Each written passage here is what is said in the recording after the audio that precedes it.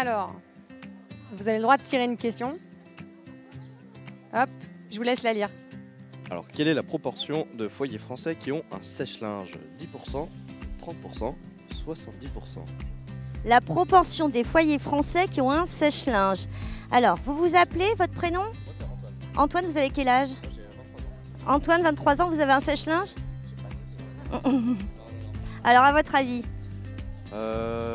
Sèche-linge, c'est pas forcément très commun. Moi, je dirais 10% pour le coup. Eh ben, c'est 30%. Et en l'occurrence, c'est le deuxième produit électroménager qui est le plus consommateur. Et donc, du coup, c'est là que je vous amener sur quelque chose qu'on essaye de porter.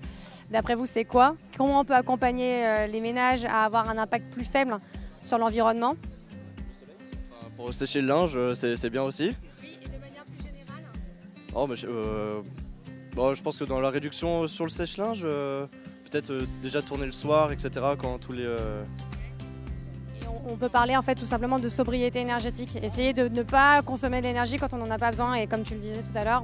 Et pourquoi pas arrêter d'en fabriquer?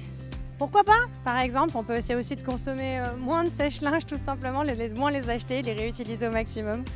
Antoine, est-ce qu'il y a un sujet, vous, qui vous semble important en matière de climat? Est-ce qu'il y a un thème que vous souhaitez aborder? Ah oui, bah c'est complet. Pour moi, il y a deux choses. Il y a l'agriculture et il y a le bâtiment. L'agriculture dans un premier temps parce que c'est l'un des secteurs les plus polluants, que ce soit au niveau des transports, que ce soit au niveau de la consommation, des produits phytosanitaires, enfin bref, c'est une véritable catastrophe actuellement. Oui, bon, on aime bien quand même nos agriculteurs ici dans la région. Non mais je dis pas le contraire, mais sauf que c'est juste ces derniers temps on se retrouve avec, on a les capacités de pouvoir faire beaucoup mieux avec beaucoup moins.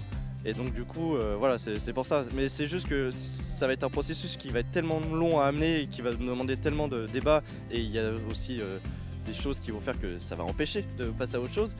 Donc, et le bâtiment, parce que déjà dans la construction du bâtiment, pour tout ce qui est l'emploi des matériaux qu'on connaît, comme par exemple le béton, où on sait qu'il n'y a que 5% du sable qui est utilisable en tant que béton et que c'est une ressource qui va devenir de plus en plus rare du coup parce que ça construit à tout va, sur les dépenses énergétiques, travaillant dans le bâtiment aussi, je le vois, bon, après plutôt dans la rénovation, mais aussi dans les déchets qu'on a autour du bâtiment qui sont très difficilement recyclables. Donc voilà, on se retrouve, pour moi c'est les deux secteurs vraiment les plus polluants et vraiment il faudra faire quelque chose. On a déjà des solutions pour faire autrement et c'est ça qui... Merci Antoine. Juste une question, vous faites quoi dans la vie? Moi je suis conducteur de travaux et je travaille en rénovation de monuments historiques. Très bien, merci beaucoup, merci pour votre contribution.